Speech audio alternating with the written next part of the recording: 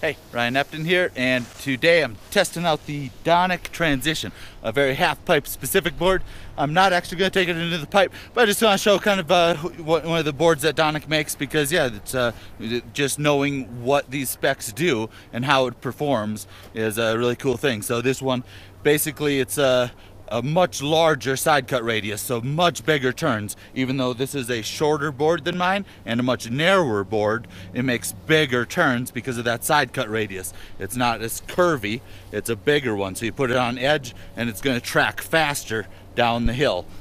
And that's exactly what you want in pipe, because in pipe especially, say with my old Burton Customs, it's a small turning radius and the board wants to cut up the pipe. So even on my board, I don't even ride pipe much anymore. But you can tell that, okay, now the bigger radius, it'll cut like with the pipe rather than at those high pressure points in a pipe run. Your board decambers and tightens the turning radius, and for pipe that's terrible because it almost wants you to throw you up the hill a bit. So yeah, I'm going to show you some of the turns on this Donek Transition, and at some point we'll go find Katie and talk to her a bit about it.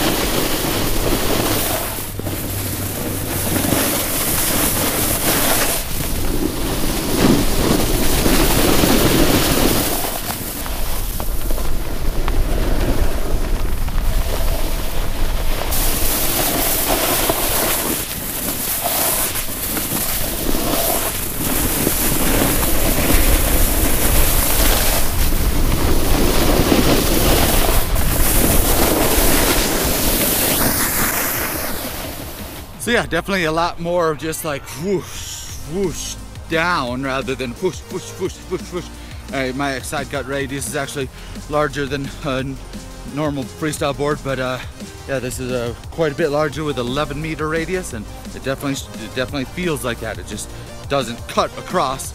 And for the pipe, for something specific like pipe or racing, you want those larger side cut radiuses to be faster.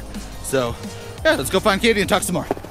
Alright, I'm here with Katie Tsuyuki, Canadian national team half-pipe rider and Olympian, and she helped develop the Donek Transition. So how about you tell us a bit about it? I'd love to. I love this board. Okay, it starts off with an 11-meter side cut, and the idea of that big side cut is that it's going to pull you down the pipe, so you keep those really ideal lines riding, and that's how you get a little bit bigger. That's also leads to riding a little bit of a smaller board. So for example, I like a 142 for my park board, but for my transition I ride on a 138. Because of that long side cut, they still feel very similar. As far as the construction goes, we make it the same as our Sabre board with that nice dampening system in it and a nice stiff core. We've done a lot of late rise here in the tip and tail, and the idea with that is that it's going to go through the snow like a knife versus a spoon. When you get that early rise, then you have that spoon feeling of floating. This is going to go right down to the center of the snow and carry you along on that nice line that the 11-meter side cut puts you on. Also, we've taken out some material in the tip and tail, so as you can see, most snowboards might bend up like this, but this one is quite low profile. That's reducing the overall swing weight of the board and also leading into that knife feeling going across the pipe. So anyone who rides half pipe, I suggest you guys come down here, try one. It's my favorite board to be in there, and it is a ton of fun. They'll help you go bigger. Cool. Thank you, Katie. Thank you, Ryan.